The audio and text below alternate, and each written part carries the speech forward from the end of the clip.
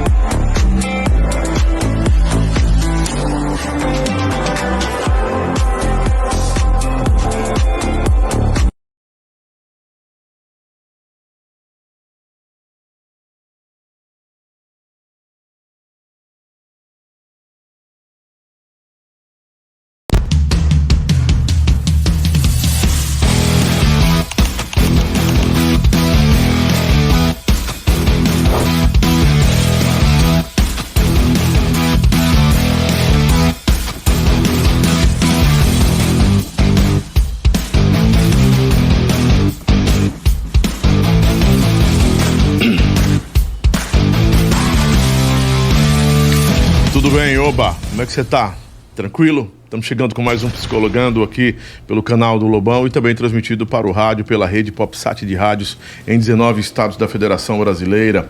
Final de semana a gente se encontra aí com esses trechos, né? Alguns cortes a gente faz, claro, para os nossos canais, tanto no YouTube como também a gente lança para o Spotify, a Deezer e todas as plataformas. É uma multiplataforma de comunicação e a gente faz essa expansão de todo esse trabalho, desse conteúdo, falando de psicologia ou das psicologias, né?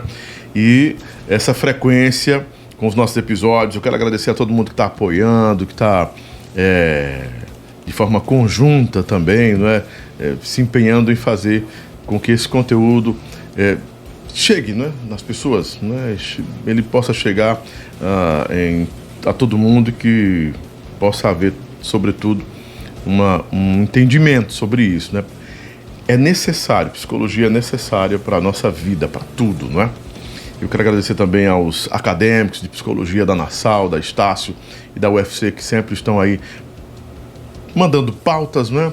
Indicando psicólogos, profissionais, mestres, doutores, e sempre suscitando um novo assunto, um tema que pode ser, que é, na verdade, pode ser não, que é de muita urgência a gente tratar e entender, tá bom? Todo oferecimento especial de Levi Ambientações, da Esquina do Camarão, doutora Camila Abreu, que é odontologia estética e reabilitação oral, da Colostro também, que é o melhor suplemento do Brasil hoje, o Colostro.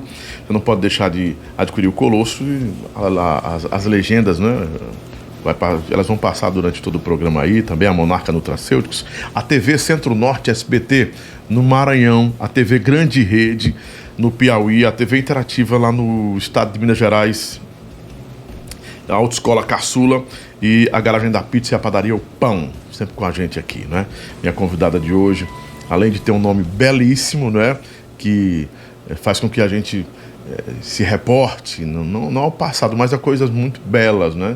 Esse Al-Hadef, Larissa Al-Hadef, psicóloga, a doutora Larissa está com a gente aqui. A gente vai conversar um pouco sobre a TCC e sobre o trabalho dela, inclusive a terapia que você falou, que é psicoterapia baseada em evidências. Só que você chegue mais perto, fica melhor. Dá para pegar aí, Alice? Dá? Tá tranquilo? Tá? E só levantar aqui, porque é ao vivo mesmo, tem isso não. Vou colocar para ficar melhor. Claro. Você trouxe também é floquinho? Floquinho. Eu tenho a Izzy, que é da cor do floquinho, mas é bem menorzinha que ele, não é? Que teve bebê agora. Como a gente no Nordeste pariu, né? Oh, meu Deus. E tenho também a Bela, né? A Bela já é toda laranjazinha, né? Mas ele é tão dócil, né? Ele é super tranquilo. E os machos são assim. As fêmeas são muito, mas muito hiperativas. As minhas são hiperativas, não conseguem ficar no colo de ninguém. Ele tem 2 anos e não consegue. Já o Benny, ele é do tamanho dele, o pretinho é black tie, ele é tranquilão, assim, é mansidão, né? É muito temperamento do animal também, da forma como você cria, né? Uhum. Assim como a gente também vai depender, assim, a forma como a gente se porta nas situações depende muito tanto do nosso temperamento como também da nossa história de vida, né? Doutora, a gente poderia fazer esse comparativo, esse parâmetro, assim, não de personalidade, mas de comportamento? É possível fazer esses parâmetros entre o tutor do animal e ele? Isso existe mesmo ou é só mito de internet? Olha, eu nunca parei para de fato estudar comportamento animal a fundo, assim, sendo bem sincera. Sim. Mas é claro que se eu tenho um animal que está num ambiente caótico, que está num ambiente estressante, o animal tende a ficar mais estressado, né? Então, acho que é nesse sentido, né, aí a comparação entre o comportamento do animal e o comportamento do tutor. Psicoterapeuta e supervisora clínica com mais de 3.500 horas de atendimento e supervisão. Pós-graduação em formação em TCCs, terapia cognitivo-comportamental, ativação comportamental, terapia de aceitação e compromisso e terapia comportamental dialética. Essa é uma parte do currículo da doutora Larissa Alderhaf. Al-Hadef. Eu quero mudar o seu sobrenome. Eu entendo. Todo mundo erra, é difícil mesmo. Mas é bonito o seu nome. O seu sobrenome é muito bonito, né? Obrigada. Larissa parece que significa aquela que brilha, né? Aquela que brilha, ou aquela que dissipa, luz que dissipa, alguma coisa assim. Tem um significado para isso também, né? Vamos falar sobre TCC, né? E a terapia, essa terapia de aceitação, que eu não tinha ouvido falar com profundidade quando o Eduardo, na produção, pontuou sobre essa terapia de aceitação e compromisso. Me chamou muita atenção, porque eu queria entendê-la. E eu acho que, assim, por ela não ter uma divulgação, uma promoção, né, de campanha, ou de... Se fala muito no TCC. Eu tive aqui com um gestaltista e sabe, Gestalt fica muita margem de tudo, né? Ninguém observa muito a Gestalt. O povo quer mais a TCC. E ontem eu até ouvi uma pessoa falando assim: o coaching e a TCC andam muito, mas muito juntos, porque os coaches gostam muito da TCC, porque a TCC é muito popular e eles bebem da fonte da TCC. Não tem nada a ver, doutora, isso? Olha, o bom coach, ele entende qual é o papel dele. O papel dele é ali na organização, assim, ele entende qual é o lugar dele na sociedade. Então, existem bons coaches, mas infelizmente o que a gente vê é que são exceções. Muitas vezes o que a gente vê é essa galera de coach pegando terminologias, pegando conhecimentos da TCC e usando a bel prazer, assim, sim, da forma como dá na ao léu. Então, assim, não é porque uma palavra é a mesma palavra que ele está se referindo ao mesmo conceito, ou que ele está usando da forma correta. Ou pode usar o conceito, beber da fonte, mas a propriedade, né, foge do contexto, foge de tudo, né? Infelizmente é assim. E eu acho que não considera muito o processo. Isso. Eu não quero falar do mundo coach, porque assim, tem uma reza a lenda também que todo psicólogo detesta coach, né? Não. Que, coach. E a gente, na verdade, eu sou acadêmico, né? E não sei se você passou por isso, mas eu na academia e alguns amigos, nós fomos, assim, de certa forma, não discipulados nem doutrinados, mas direcionados, né, gente, a acreditar de que, assim, o coaching, na verdade, é um charlatanismo, não vale nada. Não, a gente sabe respeitar o cara que faz o trabalho dele e que entende qual é o campo de atuação dele. O coach e a psicologia não são a mesma coisa e nem, assim, a gente tem que entender quais são as margens de atuação de cada um. Sim. Infelizmente, aqui no Brasil, a gente vê muitos profissionais que não têm a qualificação adequada querendo fazer o papel de um psicólogo. Terapeutas, pessoas que não têm um estudo suficiente para estar ali cuidando de pessoas que têm um adoecimento mental grave, muitas vezes. E aí, o que acontece é que, infelizmente, essas pessoas que estão vulneráveis por questão de adoecimento mental, elas ficam muito deslumbradas por uma perspectiva de uma resposta fácil para um problema que é difícil. Então, essa galera de coach, essa galera de terapias XYZ, que não tem embasamento científico nenhum, muitas vezes eles prometem respostas que são muito simples para problemas que são complexos. Então, a gente entende que isso não é uma coisa realista. E isso é uma coisa que um bom psicólogo nunca vai prometer. Então, um bom psicólogo, ele entende que as coisas, são processuais. E que a gente não tem como fazer certas promessas.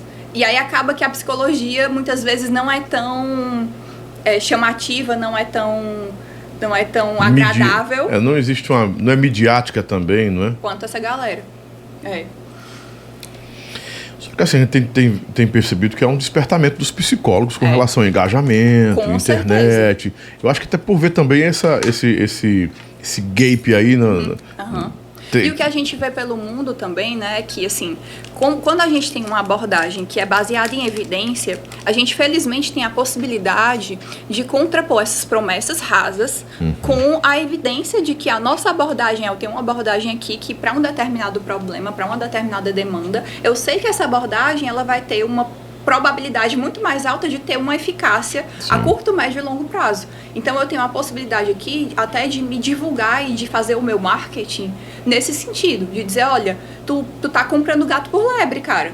Eu tenho aqui um negócio que tá cientificamente validado, que isso aqui, que eu tenho como te provar que isso aqui vai ter bons resultados pra ti, mas tu tá escolhendo fazer tua terapia com um cara que não tem nada disso. Então, fora os valores que são...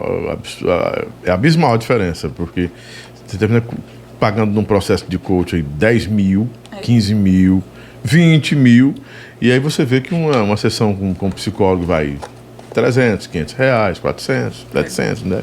Enfim, essa larga diferença pode ser justamente por isso, a questão de que popularizaram demais o coaching e trouxeram mais, não é só expectativas, mas promessas. Você falou de promessas, né?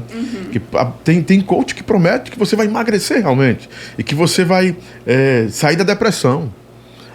O fim da depressão, sem entender o adoecimento mental, né, a profundidade daquele comportamento que está condicionado àquilo tudo. É um desserviço esse tipo de trabalho? Atrapalha a psicologia? Eu acho que a gente tem que dar esperança para as pessoas. Sim. Então, existe sim um papel de você dizer assim, olha, cara, tu pode sair desse lugar doloroso que tu tá hoje. Tu pode, eu acho que é nosso papel também mostrar para a pessoa que ela tem como viver uma vida diferente. Isso é importante, isso é necessário, porque a pessoa, ela não vai comprar, ninguém que compra psicoterapia, ela compra o processo terapêutico, ela compra o resultado que ela espera ter com aquele processo terapêutico. Sim. Mas a gente tem que entender também que a gente não tem como tratar as coisas como se fosse uma causalidade 1 para 1. Como se fosse assim, pronto, agora tu vai fazer 20 sessões de terapia e tu vai sair da depressão, por exemplo. Isso não existe, porque embora a gente tenha, por exemplo, se a gente for pegar um processo terapêutico em ativação comportamental, por exemplo, a gente sabe que é o padrão ouro para a depressão. Então, eu posso dizer que com um processo de ativação comportamental existe uma grande probabilidade da pessoa se sentir melhor em relação aos sintomas de depressão que ela tem, em um prazo de tempo até relativamente curto. Mas eu não posso chegar para ela e dizer assim, cara, em tanto tempo tu vai tá bem da tua depressão, porque isso é irrealista. Aquela pessoa, é uma falsa promessa, né? É uma falsa promessa. Aquela pessoa, aquele indivíduo, ele tem as características dele, ele está nas circunstâncias dele. Então, são coisas que a gente não tem como prever. Tem muitas variáveis envolvidas aí. Qual a melhor abordagem para depressão? Eu pode perguntar isso sem querer ofender os nossos amigos da psicanálise, da Gestalt, enfim, das outras abordagens. A TCC realmente é a grande abordagem que consegue tratar melhor a depressão, consegue trazer à tona, né, despertar coisas que outras abordagens não consegue? A TCC é a mais indicada mesmo? Ou se criou essa promoção em cima da TCC? Então, o que acontece? Cientificamente falando, o que a gente tem, a gente não tem como dizer assim, tal abordagem é melhor, tal abordagem é pior. O que a gente tem é, tal abordagem, dentro do atual conhecimento científico, é melhor para tal demanda. Então, atualmente a gente tem um padrão ouro para depressão, que é a ativação comportamental. A ativação comportamental está dentro do escopo das TCCs. Falando em TCC, na verdade, o que a gente vê pelo mundo, né, e o que eu geralmente costumo usar, é que a gente se refere às TCCs e não à TCC. TCC é um grande guarda-chuva que inclui abordagens com técnicas comportamentais, contextuais e cognitivas. Então, tem um eixo ali que une diferentes abordagens e dentro desse escopo aqui está a TCC. Certo? E aí aqui a gente tem a TCC clássica, que é aquela que a gente conhece como ATCC. Então, não sei se deu para entender. Tem aqui um guarda-chuva que eu chamo de as TCCs, e aqui dentro eu tenho várias abordagens que são baseadas em evidências. O que quer dizer isso? Foram feitos muitos estudos mostrando que para determinadas demandas, essas abordagens têm um melhor prognóstico. Ou seja, elas tendem a ter um melhor resultado do que outras abordagens.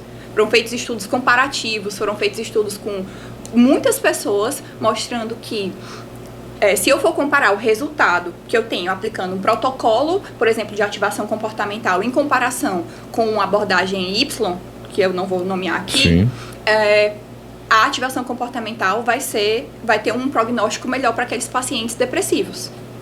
E aí aqui a gente tem uma série de questões em cima disso, né? Mas não vem muito ao caso agora. Porque a gente tem aqui a TCC clássica, por exemplo, que é essa que tu está chamando de ATCC, que a gente conhece aqui no Brasil como ATCC, é a que apresenta um maior nível de evidência para ansiedade, para bulimia, para problema de controle da raiva, para estresse, para toque, para TDAH, para transtorno afetivo bipolar, para pânico, para esquizofrenia. Então ela atinge um conjunto muito de grande coisas, de demandas. Mas por que isso acontece? Porque a TCC ela vem sendo estudada cientificamente há muito tempo, ao contrário de outras abordagens que, infelizmente, não passam por esse esforço, não passam tanto por esse esforço de criar protocolos, como a TCC cria. Né? Então, é muito mais fácil se testar um protocolo, como é feito na TCC, do que se testar algo que é muito mais flexível, como existe em outras abordagens. Quanto mais flexibilidade, mais difícil é eu manter uma padronização que é necessária para o esforço científico. As pessoas procuram mais a TCC do que mesmo tendo toda essa houve uma alavancagem promocional em cima da psicanálise, e sim, Freud e outros expoentes aí que trazem essa carga de promoção. Mas a TCC hoje, ela se popularizou tanto que quando você pensa em terapia, você pensa em TCC, né? Tu acha? Pelo menos a quem a gente pergunta, tô fazendo terapia, TCC, alguém que nunca, ou então, antes era muito psicanálise, mas hoje, e a palavra terapia também hoje se tornou popular demais, os artistas fazem terapia, né? Gostam de terapia. O Ed Vaqueiro faz terapia? Você faz terapia, não faz? O Ivo, meu amigo de Natal, é empresário dos grandes eventos no Brasil, das grandes bandas do Brasil. Os artistas procuram muito fazer terapia, né? A Anitta vive na terapia, né? Eu acho que ela não faz TCC. O que a gente vê na muito cultura resultado. pop, o que a gente vê na cultura pop, né, pelo menos essa é a percepção que eu tenho. Eu nunca parei para fazer um estudo, de fato, para entender isso, mas o que eu vejo a percepção que eu tenho é que na cultura pop ainda existe aí um legado muito grande da psicanálise. Porque o Freud, ele foi muito inteligente. O Freud, a Ana Freud, eles foram muito inteligentes em tornar a psicanálise uma coisa vendável. Popular. Comercial. Então, assim, eu ainda acho que a psicanálise está ali no imaginário popular como sendo aquela psicologia pop.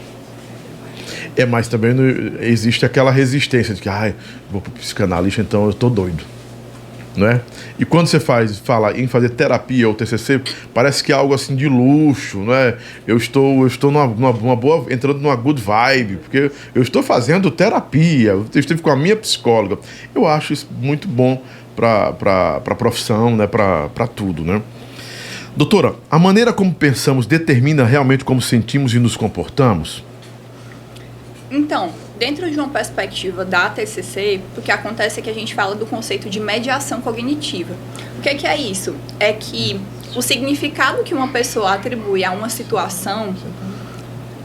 Pode ficar à vontade, doutor. Desculpa, é que eu tenho um pouco de dificuldade de me concentrar. A senhora não tem TDAH, não? Fiquei a pergunta. O significado que uma pessoa atribui a uma situação ou a forma que um evento é estruturado para ela não é necessariamente como esse evento aconteceu. Isso vai depender dos vieses que aquela pessoa tem, vai depender da história de vida daquela pessoa, vai depender das predisposições daquela pessoa, aquilo que a gente estava falando da comparação com o cachorro, né? Sim.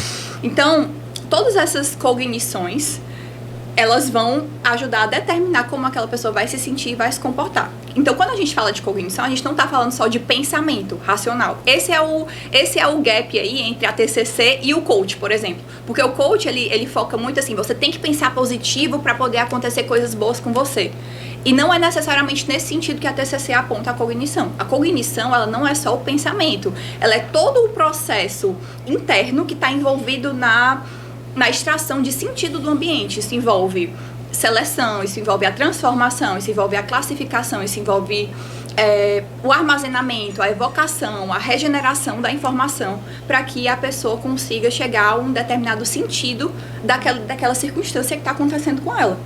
Então, isso acontece a nível consciente, mas acontece a nível também pré-consciente, que a gente chama, da parte cerebral ali, menos desenvolvida. A TCC leva, então, o paciente a descobrir tudo isso? Com certeza. A TCC, isso que a gente chama, né, é como se fosse assim, eu vou te explicar.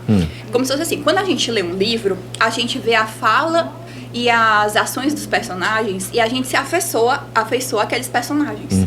Mas quem dá de verdade o tom da história é o narrador. Sim.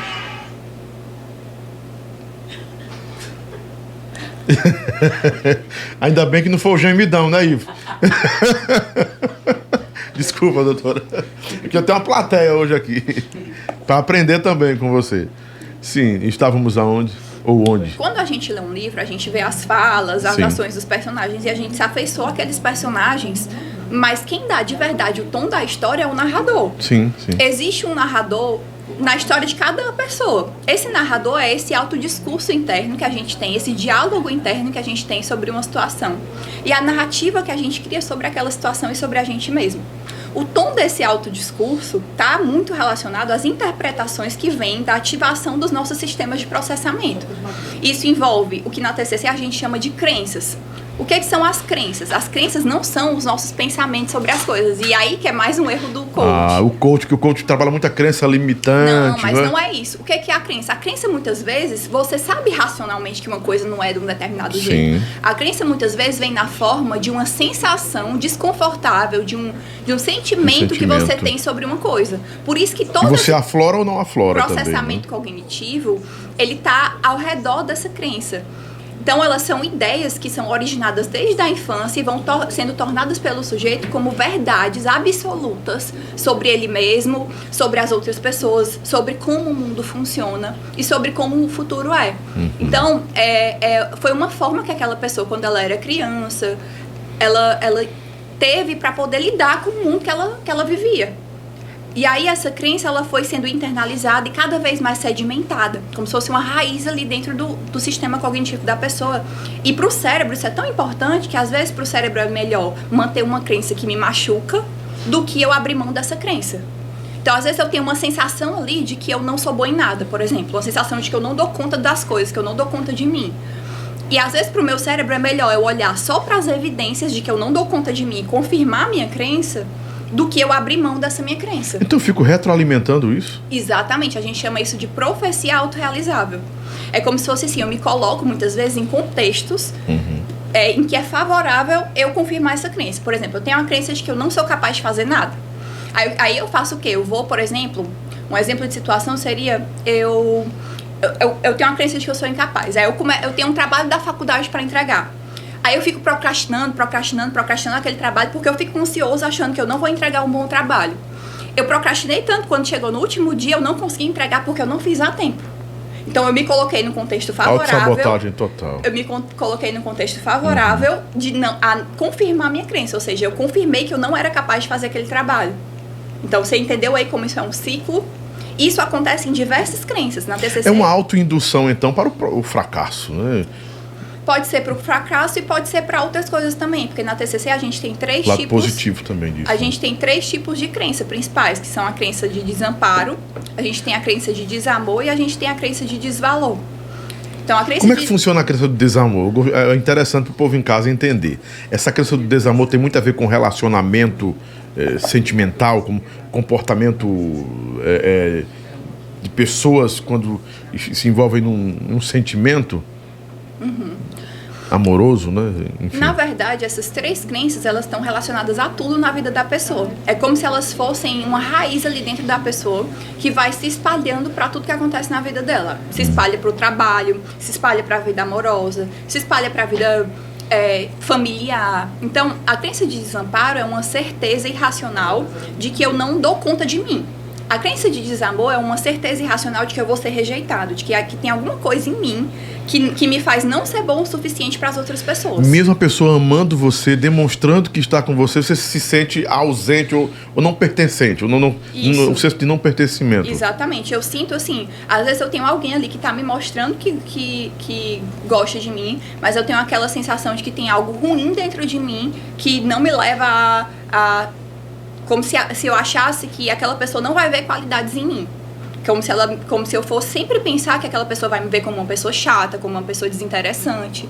Mesmo aquela pessoa me mostrando que não é assim. E aí eu vou começar a coletar as evidências que confirmam só a minha crença. Eu tenho um amigo que é muito bonito, é um homem muito bonito, mas ele se acha feio. Todo mundo diz que ele é bonito, inclusive a pessoa que está com ele, ele é lindo, ele é lindo. E ele, não, eu tô feio. Essa crença do desamor? Pode ser uma crença de desamor. Eu sou feio é uma típica fala de uma pessoa que tem crença de desamor. Mas é claro que a gente não tem como avaliar só com esse pedacinho de informação. Essa crença, ela é tão geral na vida da pessoa, por isso que a gente chama de crença central, ela é central e ela se impacta toda a vida da pessoa, que pra gente entender realmente o que está acontecendo com aquela pessoa, a gente precisa analisar vários aspectos da vida dela. Muito bom, doutora, muito bom. A TCC consegue trabalhar o narcisismo com mais, não vou dizer mais eficiência, mas com mais profundidade, ao ponto de se entender de forma mais clara, porque a gente vê que em outras abordagens existe um trabalho, um protocolo muito mais profundo. Quando eu falo profundo, não é que a outra que tem a ausência de profundidade na outra, porque parece mais demorado, pronto. Demora para que você encontre o cerne de toda essa história. E aí fica aquele gap que você falou, fica sempre o gap entre você e a terapia, ou se encontrar. Não sei se você entendeu, porque muita gente conversa comigo e diz, cara, eu faço terapia, não chego lá. Então, 3 pontos. Primeiro ponto é que não é porque uma terapia é mais demorada que ela é mais eficiente ou que ela é mais profunda. Segundo ponto, que o grande diferencial da TCC é que ela é muito voltada para a prática, para a pessoa tomar ações que vão realmente modificar as crenças dela. Então, a forma como uma pessoa age diante da sensação ruim que ela tem, por exemplo, eu tenho uma sensação ruim de que eu sou incapaz, que é a minha crença. A forma como eu ajo diante dessa crença pode retroalimentar essa crença ou pode me ajudar a cortar essa crença. Pode me ajudar aos poucos e modificando essa crença para uma crença mais funcional, para uma crença de capacidade. Então, a TCC ela vai direcionar a pessoa para estabelecer novos padrões cognitivos e comportamentais. Mudar esse autodiscurso, mudar os comportamentos. E aí, na TCC, a gente tem inúmeras atividades práticas que vão ajudando a pessoa a fazer esse redirecionamento cognitivo, essa reestruturação cognitiva que a gente chama. Tu falou do narcisismo, e aí tem 2 pontos, né? Que o narcisismo, você está falando do transtorno de personalidade narcisista ou do traço de personalidade narcisismo? Ambos. Tá, quando a gente fala do traço de personalidade narcisismo, todo mundo tem, a maioria das pessoas vai ter um Também pouquinho acho desse que todo traço mundo tem. de personalidade. Porque o que é um traço de personalidade? É uma característica que a maioria das pessoas vai ter, em maior ou menor nível, certo? Agora, quando a gente fala de um transtorno de personalidade narcisista, o que a gente vê na clínica é que é muito difícil uma pessoa que tem esse transtorno, ele realmente procura a terapia. Primeiro porque ele acha que não tem problema. Segundo, quando ele procura terapia, ele está sofrendo geralmente de uma depressão. Então, vai aparecer como uma depressão na terapia. Então, se o psicólogo ele não souber realmente fazer um bom diagnóstico, ele vai achar que aquele paciente só tem depressão. Doutora, só um ponto, sem cortar seu raciocínio, me perdoe. Quer dizer que o narcisismo, o excesso dele, dessa carga do narcisismo, pode levar à depressão? Pode produzir a depressão? O que vai... Era nisso que eu ia chegar. Porque o que produz a depressão é a má qualidade das relações da pessoa. Porque ela é tão centrada em si mesma que em algum momento as outras pessoas vão encher o saco. Ótimo. Então, assim, isso em algum momento vai gerar sofrimento naquela pessoa. Se ela não encontrar alguém muito submisso para ser o suprimento narcísico dele, em algum momento ele vai sofrer. E aí é que vai acontecendo esse processo de depressão, que é o que leva geralmente essa pessoa à terapia. E aí na terapia ela vai dizer assim, essa pessoa é uma pessoa horrível, ela sempre bota a culpa nos outros. Ela se vê como uma vítima. Então, é comum que seja dessa forma. E aí a abordagem que hoje a gente vê como a mais indicada para transtorno de personalidade é a terapia do esquema, não é a TCC clássica. Então, eu como profissional que trabalha com a TCC, eu não indicaria, por exemplo, uma pessoa que tem um transtorno de personalidade fazer TCC. Eu indicaria a terapia do esquema, ou, por exemplo, uma pessoa com transtorno de personalidade borderline, eu indicaria a terapia comportamental dialética. E essa é a postura responsável de um profissional que trabalha com psicoterapia baseada em evidência.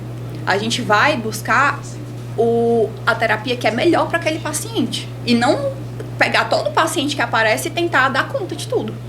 Eu vejo algumas pessoas citando que a ACP seria indicado para o borderline. Os border poderiam procurar a abordagem centrada na pessoa, que seria... Não tenho conhecimento sobre isso, infelizmente. Eu nunca li nenhum estudo que me indicasse que a ACP tenha evidência de eficácia para esse transtorno. E o padrão ouro, hoje, para TPB, né, para transtorno de personalidade borderline, é a DBT.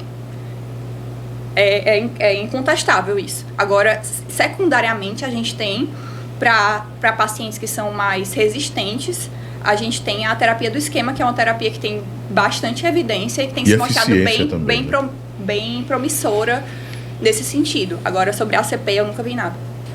Os pensamentos automáticos, distorcidos, e as nossas distorções, as distorções cognitivas, elas podem atrapalhar o nosso progresso pessoal, profissional. Alguém que tem um bom rendimento profissional, uma boa performance, performa bem, né? E aí, se ele começar a ter essas distorções cognitivas, vai atrapalhar o rendimento dele, a produção dele. E seria esse o caso da gente ver grandes profissionais na música, em todas as atividades aí, de repente, acho que o cara murcha de uma vez. É aquilo que eu estava te dizendo. É como se fosse assim. Pensa que a nossa estruturação cognitiva é como se fosse uma árvore, certo? Aqui na raiz dessa estruturação cognitiva, eu tenho as crenças centrais. Sim, não, é porque eu me comunico com a produção. Desculpa.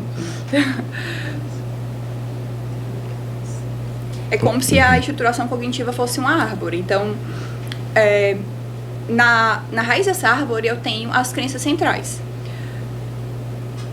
A cada momento que a gente vai vivendo, a gente vai recebendo inputs de informação que vão sendo interpretados à luz dessa crença central e vão passando aqui por essa árvore até chegar nas folhas. As folhas são os pensamentos automáticos, certo? Sim. Então, o pensamento automático, a crença é como se fosse um óculos, segundo o qual eu enxergo a vida e o mundo e todas as coisas que acontecem comigo.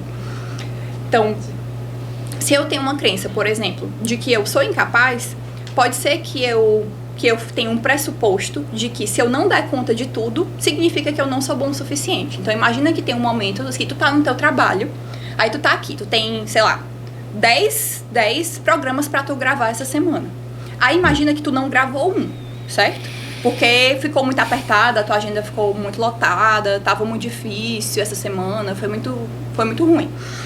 Aí, quando ativa essa crença, o que acontece? Tu tem um pensamento, se eu não dei conta de tudo, então isso significa que eu não sou boa o suficiente. Aí tu começa a ter pensamento, eu sou um lixo, eu não faço nada direito, eu sou um bosta, não sei o que, começa a ter vários pensamentos nesse sentido. É claro que isso vai atrapalhar a tua vida, Por quê? Porque isso vai afetando a maneira como tu se relaciona com o teu trabalho. Tu vai te trazendo sofrimento, vai te fazendo ficar cansado do teu trabalho.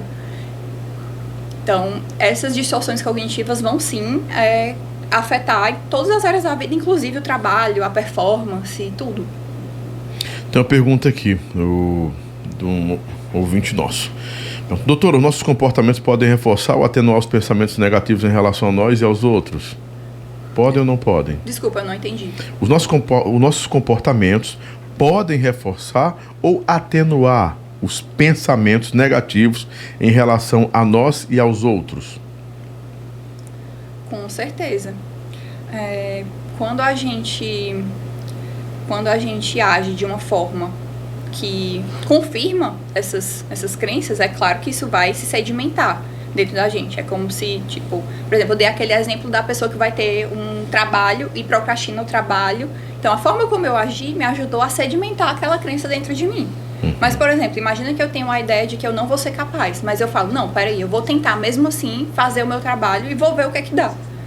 Então, aí eu vejo que eu consegui fazer o trabalho, pô, deu tudo certo. Então, isso é como se fosse atualizando a minha crença e transformando a minha crença num senso de ter mais capacidade. Ó, tem pergunta da produção aí? Vai lá, Eduardo. Passa a pergunta pra gente aí, a doutora Larissa. Pronto, tudo bem, né, Larissa? Sim, eu queria saber... são duas perguntas, na verdade. Na verdade, duas colocações, assim. A primeira é que a gente tem visto muito, né, que a TCC tem crescido. Eu, pelo menos, assim, acompanho o trabalho de dois terapeutas cognitivo-comportamentais, né, que é o Pedro Psicólogo, a Sabrina Adriane, que são referências, assim, pra mim, sabe? E eu queria saber o que é que tu acha, assim, que levou a popularidade da TCC, né, ser tão grande entre os psicólogos atuais. Ambos, assim, têm 20 e poucos anos, né, caminhando aí para os seus 30 anos. E a outra pergunta é com relação a pessoas que sofrem de surtos psicóticos, né? Eu, por exemplo, né, sou exemplo de uma pessoa que já tive surto psicótico e a única abordagem que me ajudou a trabalhar isso em mim, né, inclusive com relação a esses pensamentos automáticos, né, foi a TCC. Aí, como é que tu tem visto, assim, se já teve alguma experiência em clínica, né, que ajudou a tratar esse tipo de paciente? É isso, obrigado. Tá, primeiro sobre a popularidade da TCC, eu acho que o principal motivo é o fato de a TCC ser uma abordagem empiricamente sustentada, né? Então, a gente tem aí boa evidência para vários transtornos. Então, é como se fosse assim, eu tenho, sei lá, eu tenho um bolo, eu tenho farinha, manteiga, ovo para fazer um bolo, né? Que é o meu tempo, a minha energia, a minha disposição que eu tenho para gastar no meu trabalho, no que eu vou fazer no meu trabalho. E aí eu tenho a opção de usar essa farinha, essa manteiga, esse bolo de um jeito que vai, sei lá, que vai produzir um bolo que eu sei que vai dar certo usando uma receita. Ou eu posso só, tipo assim, bolar uma receita na minha cabeça. A TCC é a receita, é o que eu sei que vai funcionar. É o que a ciência diz, pô, se tu fizer desse jeito aqui, vai dar certo, tá cientificamente comprovado, entendeu? Até segunda ordem, até aparecer uma outra terapia que seja melhor. Então, se eu tenho aquela energia, aquela disposição e aquele tempo, e eu quero usar aquilo de uma maneira que seja mais eficiente para o meu paciente, a terapia não é para mim, a terapia não é para eu encontrar uma abordagem que combine mais comigo, é para eu fazer algo que seja melhor para o meu paciente. É verdade. O fim de tudo é o paciente, né?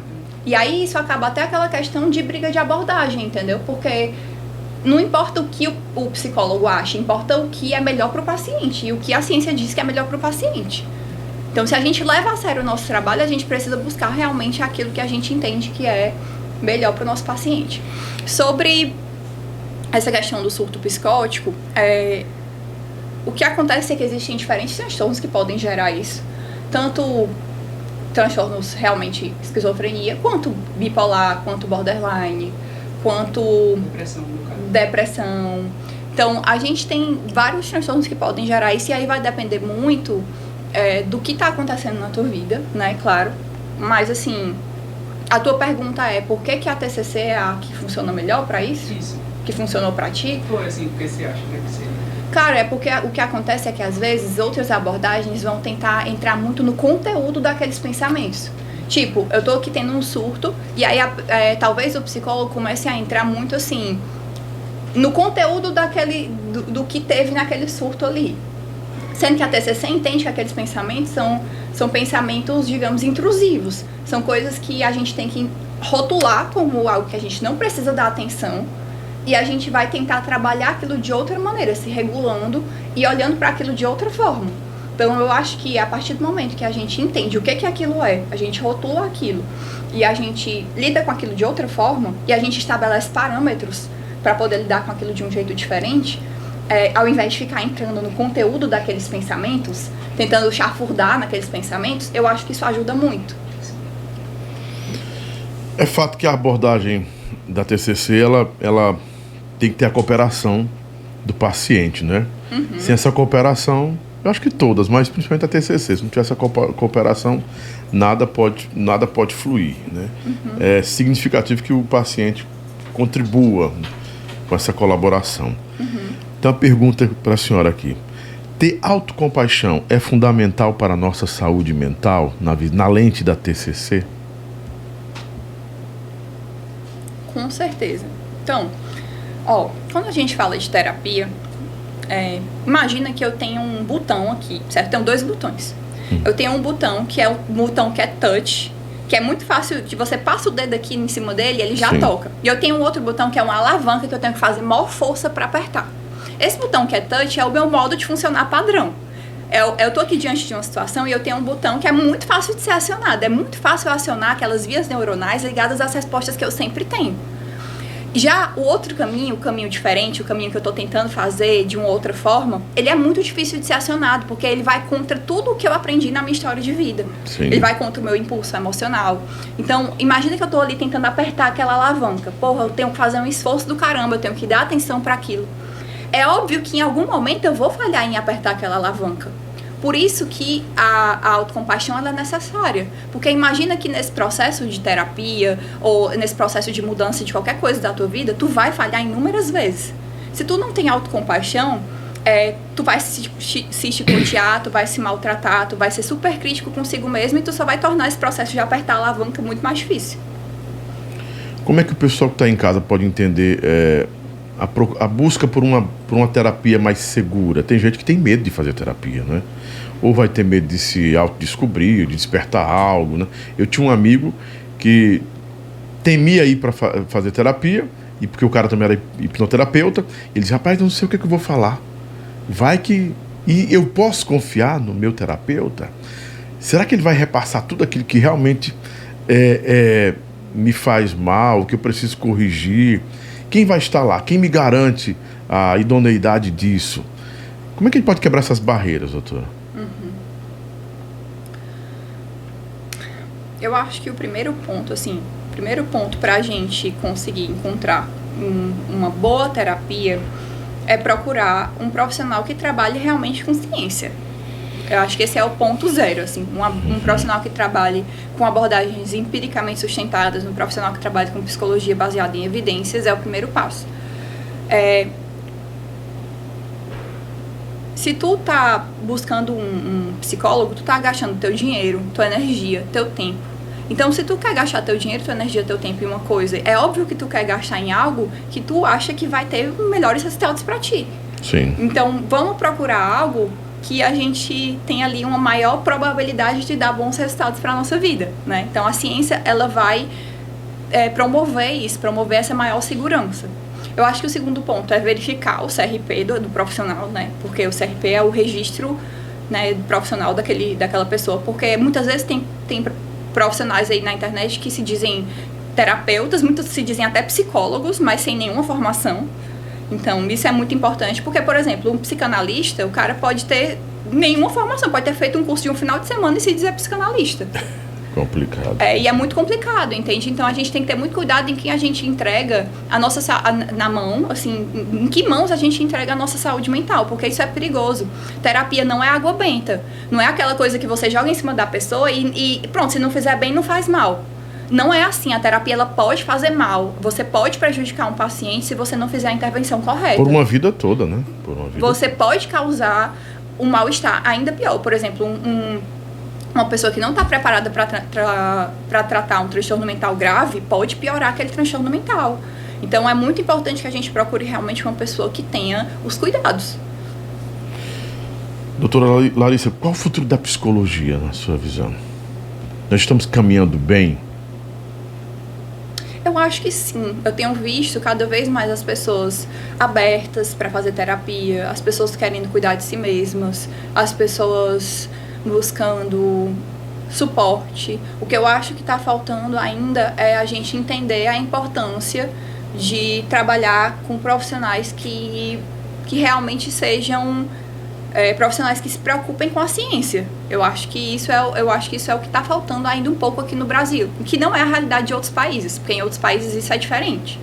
Mas aqui no Brasil eu acho que ainda falta um pouco essa noção de que psicologia é uma coisa séria, não é uma coisa que qualquer um pode fazer. Não é qualquer pessoa que pode chegar e tratar uma pessoa com uma vulnerabilidade mental, assim, um transtorno mental, um sofrimento.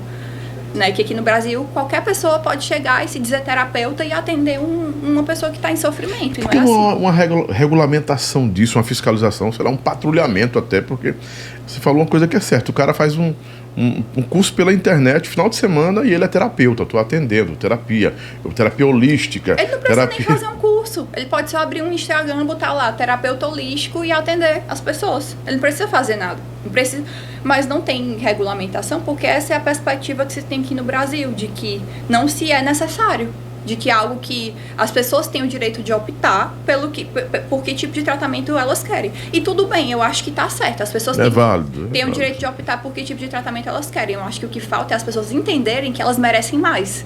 Elas merecem um tratamento que seja realmente sustentado em evidências. E nessa era de gurus da internet, todo mundo é conselheiro, todo mundo é psicólogo, todo mundo é psicanalista, todo influencer passa horas e horas aconselhando, orientando pessoas do que deve ou não deve fazer, né, sem nenhum cunho de profissionalismo ou ferramentas adequadas, e as pessoas vão absorvendo isso e vai piorando o estado por não procurarem um profissional à altura disso, com capacitação, com responsabilidade, com compromisso com a sua saúde mental, que é o mais importante. Essa era de gurus da internet, de gurus psicólogos, né, e gurus coach, você abre um Instagram, tem alguém lá, conselho do dia, não sei o que, faz isso e aquilo. Eu faço hoje com certa propriedade, mas eu olho para trás e eu fico, cara, é meio complicado isso, você aconselhar pessoas de uma coisa que talvez nem você mesmo tenha certeza. Outro ponto, tudo que você fala na internet parece que você está externando você. Às vezes eu coloco um conselho, uma coisa lá, alguém me procura, você está bem? Aconteceu alguma coisa? Não, pô, esse conselho, meu conselho, a orientação, sei lá o que está aí, é uma dica para alguém, uma dica de saúde, uma dica pessoal minha, quero compartilhar, né? Essa era de gurus, como é que a psicologia vê isso? Como é que os psicólogos podem também ter um espaço no meio disso tudo e trazer com responsabilidade um tratamento adequado, trazer processos adequados e ajudar pessoas? Uhum. A minha perspectiva para isso eu vejo colegas fazendo, assim, o que eu vejo colegas fazendo é tentar trazer cada vez mais uma perspectiva de uma psicologia baseada em evidências e que possa iluminar as pessoas, né, que possa guiar as pessoas em direção a algo mais cuidadoso, algo mais preocupado realmente com as consequências desse tipo de conselho. O que eu tenho tentado fazer é trazer essa psicologia que eu acredito de uma forma cotidiana, de uma forma acessível no meu Instagram, falando com as pessoas e tentando deixar claro que nem tudo que eu digo também vai servir para todo mundo. Sim. Nem todo conselho, nem tudo que eu vou escrever ali vai servir para cada pessoa. E tentando também trazer uma perspectiva muito dialógica, no sentido de dizer assim, olha, tal situação acontece, mas também pode acontecer diferente. Deixar claro que as coisas não são escritas na pedra. Uhum. Tem mais uma pergunta para você aqui. Precisamos ou não de ajuda externa para lidarmos com nossos medos, ansiedades e desconfortos? E por que precisamos? Eu acho que o ser humano não é à toa que a gente vive em sociedade. Se a gente não precisasse, a gente não seria feito para conviver em sociedade. Sim. Nenhum ser humano consegue viver sozinho. A menos que você seja, sei lá, tem algum tipo de transtorno mental que te leva ao isolamento extremo. Mas o normal, o funcionamento normal do ser humano é ter algum nível de interação social, exatamente porque a gente não dá conta da gente mesmo 100% do tempo. Buscar suporte, buscar ajuda é natural do ser humano. Faz parte de como a gente foi feito para funcionar, faz parte de como a gente se desenvolveu como espécie. Né? É necessário para a gente. É claro que a gente também tem que ter um nível de independência. E eu falo bastante sobre isso no meu Instagram, sobre esse equilíbrio entre independência e interconexão. Esse equilíbrio, para algumas pessoas, vai pesar um pouco mais para a independência, para outras vai pesar um pouco mais para a interconexão. Cada pessoa tem o seu modo de funcionar. Né? Algumas pessoas vão ser mais sociáveis e outras menos. Mas todo mundo precisa, em algum momento, de ajuda. Você que está em casa já deu para entender um pouco. Aliás, deu para entender muito, né? Deu para entender muito sobre o que a TCC pode oferecer para você, a importância da TCC. E tem uma pergunta ali da produção, né? Pergunta aí, produção. Oi, doutora Larissa. Só corta para ela, por favor. Foi falado aqui sobre crenças e crenças limitantes, né? Existem muitas pessoas que na vida adulta têm essas limitações. E você falou sobre as crenças centrais, né? Que é desamor, desvalor, desamparo. Como é que essas crenças são geradas? É na infância? É durante o nosso desenvolvimento? Qual a importância das pessoas próximas às crianças? Aquelas que têm um papel importante na vida de uma criança, para que ela cresça sem ter essas limitações. Porque muitas pessoas vivem isso, mas elas não conseguem compreender como é que isso é gerado, como é que isso é construído na vida delas. Como isso acontece na prática depende muito de pessoa para pessoa, né? Não tem uma receitinha de bolo. Mas o que acontece é que, em geral, essas crenças vêm desde a infância e elas vão sendo retroalimentadas. É como se fosse assim. A criança, ela tende a confundir o que acontece com ela, o que ela experiencia, com o senso de quem ela é. Então, é como se fosse assim, eu vivi uma situação em que eu me senti desamparada. Então, eu crio um senso de que eu sou uma pessoa desamparada. Por quê? Porque isso talvez me ajude a sobreviver dentro daquele ambiente. Em situações muito traumáticas ou em pequenas situações marcantes para aquela criança, isso vai se tornando parte da forma como ela se vê no mundo, para que ela possa lidar com aquele ambiente estressor. E aí, como eu falei, a gente vai retroalimentando aquilo de várias formas, procurando evidências que confirmem a crença, por vieses cognitivos, fazendo a profecia autorrealizável, que nem eu expliquei antes. E aí isso vai se tornando cada vez mais parte de como eu funciono. Mais alguma pergunta da produção aí? Deu para captar? Vocês têm pergunta aí? Tem uma pergunta lá? Tudo ok? Pronto. Mas eu antes da gente terminar, tá batendo 1 hora já aí, não é? Batemos 1 hora, 56 minutos de muita aprendizagem e claro que é quase que uma sessão para você que está em casa. Eu me encontrei em 2 pontos aqui que eu fiquei assim, rapaz, será que eu já tive essa crença do desamor? Eu fiquei pensando, será que quanto ao narcisismo, eu acho que todo mundo é narcisista. Eu acredito que tem um pontinho, que seja leve, não é? A gente tem esse traço aí que é importante. Que alguns profissionais negam quando a gente pergunta, não, tem que ter um diagnóstico mais apurado, né? A gente tem que conversar mais, mas no fundo, todo mundo tem. E eu que lido muito com artista, vejo isso demais. Parece que se desenvolve. O narcisismo, eu vou aproveitar e perguntar, o narcisismo pode ser desenvolvido? Ele pode ser despertado, sei lá, na vida? De repente você nunca foi narcisista, mas algumas situações podem produzir isso, ocasionar isso? Então, tem uma diferença, que nem eu falei, entre traço e transtorno. Um traço é uma característica que pode aparecer eventualmente e todo mundo pode ter em algum momento situações em que eu demonstre um pouco dessa característica. Vamos dizer assim, o transtorno, ele é como se fosse algo mais duradouro e mais estável na personalidade daquela pessoa. Então, essa é a diferença quando a pessoa diz assim, quando o profissional diz assim, não, a gente tem que avaliar melhor, eu não tenho como dizer isso sem uma avaliação clínica, é quando ele está falando do transtorno de personalidade narcisista. O transtorno, ele só é diagnosticado mediante uma avaliação clínica. Aí sim, né, que é aquela coisa mais séria. Ai, desculpem. À vontade. Que é aquela coisa mais séria de quando a gente fala daquela pessoa que realmente é manipuladora, aquela pessoa que realmente usa os outros, que realmente busca o suprimento narcísico, né? Então isso aqui faz parte do transtorno de personalidade narcisista e não do traço de personalidade narcisismo, entendeu? E aí, esse transtorno, ele tem o que se diz, né, o que se entende hoje é que ele tem muita origem na infância.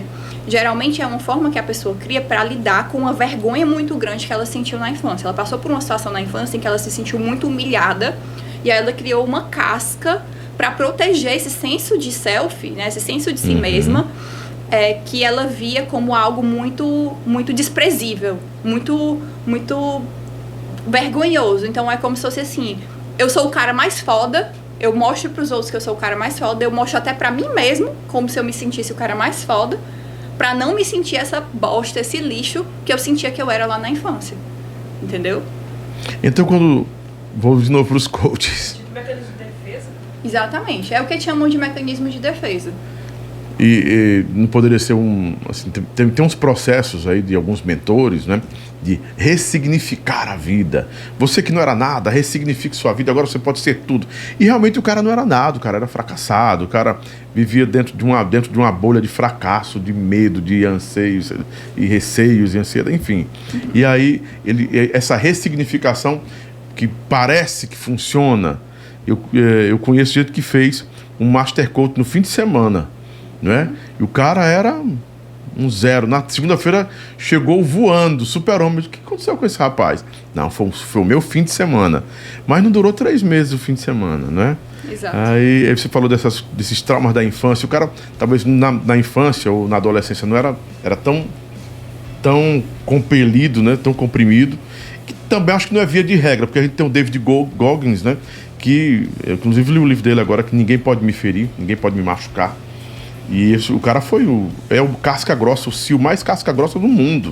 E o cara tinha mais de 140 quilos, tinha uma vida sedentária, sem perspectiva, abusado na infância, na adolescência, violentado pelo padrasto, via todos os dias a mãe apanhado do padrasto, enfim, teve uma vida familiar desestruturada e se tornou o maior CEO do mundo. Aí uma pessoa perguntou, o que foi que você fez? Foi para provar para o mundo? Ele disse, não, nunca fiz nada para provar para o mundo, nada. Tudo que eu vi no passado, eu entendi um dia quando acordei que eu não precisava viver no futuro. Eu acabei, eliminei, e eu disse para mim mesmo, eu preciso, para mim, eu me olhei no espelho e disse, eu não serei mais isso, né? A TCC pode entender isso como o quê? Alguém acorda pela manhã e diz, eu não vou ser mais esse merda, esse bosta que eu sou, e vou mudar. Olha, sobre essa situação específica eu não tenho como avaliar, porque eu não li o livro, eu não vi essa história aí que você está me contando. Mas leia depois, que é muito interessante. vou atrás. Recomendo. Mas, sim, a pessoa pode sim, sozinha, mudar crenças que ela tinha, né, ideias que ela tinha, sensações ruins que ela tinha sobre si mesma, isso pode acontecer. Só que é claro que é muito mais difícil, porque é como se fosse você brigando contra o seu cérebro. O seu cérebro tende a manter aquelas crenças, porque é como se fosse o teu cérebro, ele só quer 2 coisas. Ele quer ter prazer e evitar guardar energia e buscar o prazer. Então, assim, quando o teu cérebro entende que aquela forma de funcionar ali durou muito tempo e aquilo ali fez parte da tua vida, ele vai entrar sempre no automático para evitar que tu gaste energia, para evitar que tu tenha que ficar buscando novas formas de interpretar o mundo. Então, entrar nesse piloto automático, entrar no modo da crença, é uma maneira que o teu cérebro tem tanto de se proteger, quanto de evitar buscar novas maneiras, porque isso gasta muita energia. Quando tu tenta mudar, tu tá lutando contra o teu cérebro, tu tá tentando fazer algo diferente, algo que o teu cérebro não quer. E aí acaba que é algo muito cansativo, por isso que é tão difícil fazer isso sozinho, por isso que é tão importante buscar terapia, por exemplo, por isso que é tão importante buscar ajuda. Ou às vezes tem gente que consegue isso através da religião, tem gente que consegue isso através de grupos de ajuda, como por exemplo, pessoas que têm problema com a adicção, né, com o alcoolismo. Então, tem diferentes formas, é claro, a terapia não é a única, Mas a terapia é a que tem, como eu falei, a receita de bolo. É a que tem uma forma estruturada de conseguir esse resultado. Obrigado, doutora Larissa Al-Hadef, né? Eu queria deixar aqui Fique à vontade. avisado que eu falei sobre autocompaixão, né?